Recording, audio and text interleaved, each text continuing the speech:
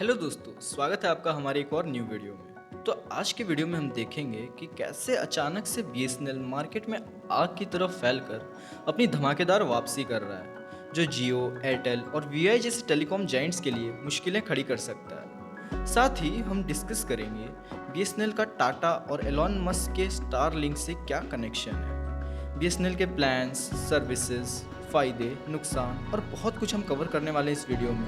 So make sure आप video के and तक बने रहें। और उससे पहले एक छोटी सी रिक्वेस्ट है कि अगर आपने अभी तक हमारे चैनल को सब्सक्राइब नहीं किया है तो रेड बटन दबाकर सब्सक्राइब करें और बेल आइकन को भी प्रेस करें ताकि हमारी लेटेस्ट वीडियोज़ की नोटिफिकेशंस आप तक पहुँचे सबसे पहले।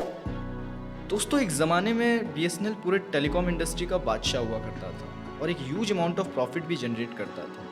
पर कुछ स्कैम्स, पुअर सर्विसेज और प्राइवेट प्लेयर्स के एंट्री के बाद बीएसएनएल लगातार लॉस में जाने लगा और आए दिन खबर आती थी कि इतने यूज़र्स ने बीएसएनएल को छोड़ दिया। इवन लोगों का मानना ये तक था कि बीएसएनएल अब मार्केट में सर्वाइव नहीं कर पाएगा और इवेंचुअली आने वाले टाइम में ख़त्म हो जाएगा। अब इसके पीछे क्या कारण है, कैसे बीएसएनएल इन सब के बावजूद भी जिंदा है, ये सब हम कवर करेंगे थोड़ी देर बाद।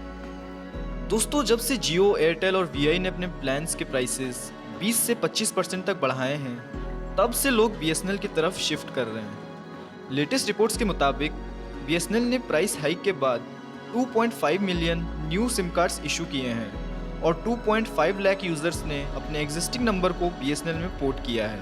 यानी कि in total 2.75 million new customers BSNL से जुड़े हैं और यह आंकड़ा दिन प्रतिदिन बढ़ता ही जा रहा है।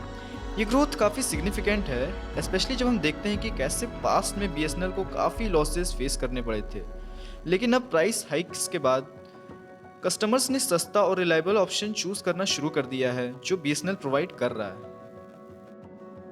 दोस्तों, चीज़ों को और बेहतर तरीके से समझने के लिए हमें इन सारे टेलीकॉम ऑपरेटर्स के प्लान्स का एनालिसिस करना होगा और इसके लिए हम जियो और बीएसएनएल के प्राइसेस को कंपेयर करेंगे।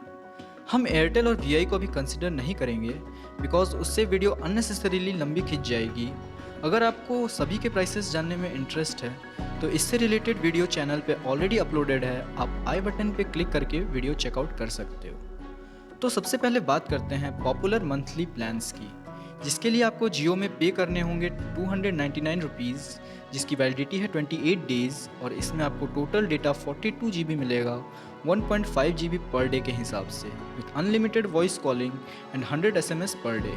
वहीं बात करें अगर बीएसएनएल की तो इसमें आपको पे करने होंगे मात्र 199 रुपीज़, जिसकी वैलिडिटी है 30 डेज़ और इसमें आपको टोटल डेटा 60 GB मिलेगा 2 GB पर डे के हिसाब से, with unlimited voice calling and 100 SMS per day.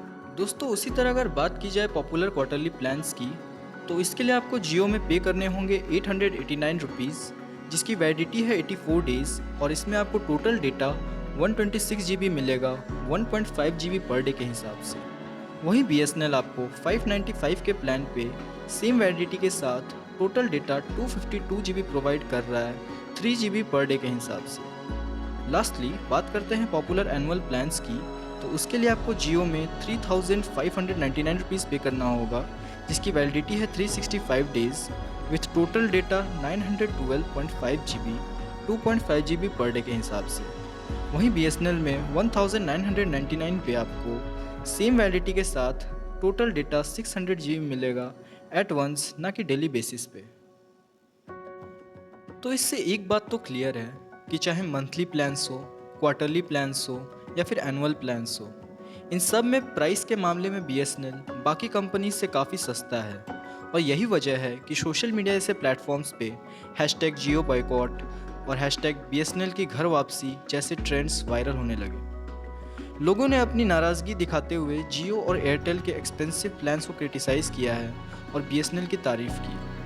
But क्या इसका मतलब ये हो गया कि बीएसएनएल जियो, एयरटेल, वीआई जैसे कंपनीज से बेटर है? वेल, इसको समझने के लिए हमें इसके फ़ायदे और नुकसान दोनों को समझना होगा। सबसे पहले बात करते हैं कि बीएसएनएल के क्या क्या फ़ायदे हैं। तो इसमें पहले नंबर पे ऑफ कोर्स इसके अफोर्डेबल प्लान्स हैं, जिसका मैंने अभी एक डिटेल एनालिसिस आपको प्रेजेंट किया। सेकंड नंबर पे है गवर्नमेंट सपोर्ट, जिसकी वजह से कंपनी इतने लॉसेस के बाद भी खड़ी है। बीएसएनएल को गवर्नमेंट से फंडिंग्स के थ्रू काफ़ी सपोर्ट मिलता है जो इसके नेटवर्क एक्सपेंशन में मदद करता है। एक चीज़ मैं यहाँ पे ऐड कर दूँ कि आज के डेट में पूरे टेलीकॉम मार्केट का 40% ऑक्यूपेंसी जियो के पास है, 33% एयरटेल और 10 to 15% वीआई के पास है, जो इन टोटल 90% होता है। वहीं बीएसएनएल के पास सिर्फ 7 to 8% ऑक्यूपेंसी है। तो ये प्राइवेट कंपनीज अपना ARPU that is average revenue पर यूज़र बढ़ाने के लिए प्राइसेस कभी भी हाइक कर सकती हैं। मतलब इसको ऐसे समझिए कि अगर किसी कमरे में ये तीनों कोई प्राइस डिसाइड कर लेते हैं तो ऑलमोस्ट पूरे मार्केट के लिए वही प्राइस रहेगा। आज 20% हाइक किया है, कल को 50% भी कर सकते हैं। But since BSNL is under government regulations, so इसमें ऐसा कोई हाइक आने के चांसेस बहुत कम है। थर्ड पे है वाइडर कवरेज। अब जो प्राइवेट कंपनीज होती हैं उनका एक ही मोटिव होता है कि कैसे लो इन्वेस्टमेंट में मैक्सिमम प्रॉफिट जनरेट किया जाए, जिसके कारण ये कंपनीज मेनली सिटीज़ और मेट्रोपॉलिटन एरियाज़ में ही अपने टावर सेट करती है। जबकि बीएसएनएल जो अंडर गवर्नमेंट है उसका मोटिव है ज़्यादा से ज़्यादा लोगों को नेटवर्क से जोड़ना। इसलिए बीएसएनएल ग्रामीण क्षेत्रों और दूर दराज के इलाकों में भी टावर सेट किए हुए हैं। इनफैक्ट बीएसएनएल के टावर्स आपको पहाड़, जंगल और खंडरों में भी मिल जाएंगे। ये एक ऐसा फैक्टर है जिसने लिटरली बीएसएनएल को बहुत हद तक जिंदा रखा। ये तो हमने देखे कुछ फ़ायदे, पर बीएसएनएल के कुछ नुकसान भी हैं, जिसमें पहले नंबर पे है इसका स्लो 4G रोल आउट। जहाँ बाकी की कंपनीज 5G की तरफ बढ़ रही हैं, बीएसएनएल अभी भी 4G को लेकर स्ट्रगल कर रहा है। हालांकि इस पर बहुत ज़ोरों शोरों से काम चल रहा है ताकि BSNL all across India 4G service provide कर सके, बट एज ऑफ नाउ ये अभी इस मामले में बहुत पीछे है। सेकंड नंबर पे है नेटवर्क इश्यूज़। कुछ एरियाज़ में बीएसएनएल के नेटवर्क क्वालिटी और स्पीड अभी भी प्रॉब्लमैटिक है। इवन अर्बन एरियाज़ में भी बीएसएनएल का कोई खास दबदबा नहीं है प्राइवेट ऑपरेटर्स के कंपैरिजन में। थर्ड पे है लेगेसी इश्यूज़। बीएसएनएल का इंफ्रास्ट्रक्चर और टेक्नोलॉजी अभी भी काफ़ी जगह आउटडेटेड है, जिसके कारण ये इनोवेशन और सर्विस क्वालिटी स्टैंडर्ड्स को मैच नहीं कर पा रहा है, जो इसके कॉम्पिटिटर्स ने ऑलरेडी सेट कर रखा है। चलिए अब बात करते हैं बीएसएनएल के कुछ स्ट्रैटेजिक मूव्स की, जो आने वाले समय में गेम चेंजिंग प्रूफ हो सकते हैं। बीएसएनएल ने टाटा कंसल्टेंसी सर्विसेज TCS के साथ 15,000 करोड़ का एग्रीमेंट साइन किया है, जिससे बीएसएनएल अपने 4G नेटवर्क को एक्सपैंड कर रहा है। इस प्रोजेक्ट के तहत बीएसएनएल 6,000 नए 4G साइट सेटअप कर रहा है, जो रूरल एरियाज़ और रिमोट एरियाज़ में भी कवरेज प्रोवाइड करेंगी। इसके अलावा बीएसएनएल का टाटा ग्रुप के साथ पार्टनरशिप से हाई स्पीड इंटरनेट सर्विसेज भी इम्प्रूव हो रहे हैं। टाटा ग्रुप ने बीएसएनएल को लेटेस्ट टेक्नोलॉजी और इंफ्रास्ट्रक्चर प्रोवाइड किया है, जिससे नेटवर्क एफिशिएंसी और स्पीड बढ़ी है। और तो और बीएसएनएल का कनेक्शन इलॉन मस्क के स्टारलिंक के साथ भी है। बीएसएनएल और स्टारलिंक मिलकर रूरल एरियाज़ में हाई स्पीड सैटेलाइट इंटरनेट देने का प्लान बना रहे हैं। स्टारलिंक के सैटेलाइट्स और बीएसएनएल के एक्सटेंसिव ग्राउंड नेटवर्क कॉम्बिनेशन से रिमोट और इनएक्सेसिबल एरियाज़ में भी रिलायबल इंटरनेट कनेक्टिविटी प्रोवाइड होगी। ये कोलैबोरेशन खासकर उन एरियाज़ के लिए फ़ायदेमंद होगा जहां अब तक ब्रॉडबैंड सर्विसेज नहीं पहुंच पाई है। स्टारलिंक के सैटेलाइट्स लो अर्थ ऑर्बिट में होते हैं, जो faster and more reliable internet connectivity ensure करते हैं। अब आपके माइंड में ये क्वेश्चन होगा कि चलो ठीक है, अभी चीज़ें अप टू द मार्क नहीं है, बट क्या आने वाले समय में चीज़ें और भी बेटर हो सकती है? तो इसके लिए हमें बीएसएनएल के फ्यूचर प्रॉस्पेक्ट्स को समझना होगा। बीएसएनएल के फ्यूचर प्रॉस्पेक्ट्स भी काफ़ी प्रॉमिसिंग लग रहे हैं। गवर्नमेंट का 1.64 लाख करोड़ का बेल आउट पैकेज, जो बीएसएनएल को फाइनेंशियल सपोर्ट, स्पेक्ट्रम ग्रांट और ऑपरेशनल फंडिंग प्रोवाइड कर रहा है, उससे बीएसएनएल अपने सर्विसेज को और इम्प्रूव कर सकता है। और टाटा के साथ पार्टनरशिप से बीएसएनएल का 4G रोल आउट भी स्पीड अप हो रहा है। टाटा ग्रुप ने बीएसएनएल को state of the art technology और इक्विपमेंट प्रोवाइड किया है, जो बीएसएनएल के नेटवर्क कैपेबिलिटीज़ को सिग्निफिकेंटली इन्हांस कर रहा है। अब टाटा ने कमान सौंपी है तो इस पर भरोसा भी किया जा सकता है, बिकॉज टाटा एक बहुत ही रेप्यूटेड एंड डेडिकेटेड कंपनी है।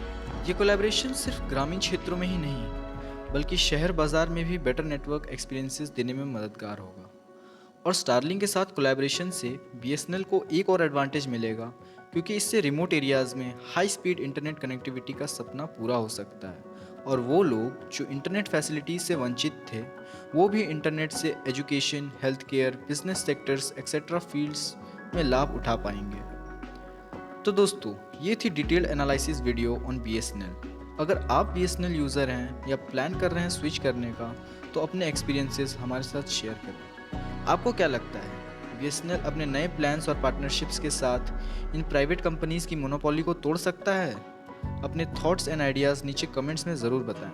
अगर आपको ये वीडियो पसंद आई हो तो इसे लाइक करें, अपने फ्रेंड्स एंड फैमिली मेम्बर्स के साथ शेयर करें और हमारे चैनल को सब्सक्राइब करना ना भूलें। मिलते हैं आपसे अगली वीडियो में, तब तक के लिए जय हिंद, जय भारत।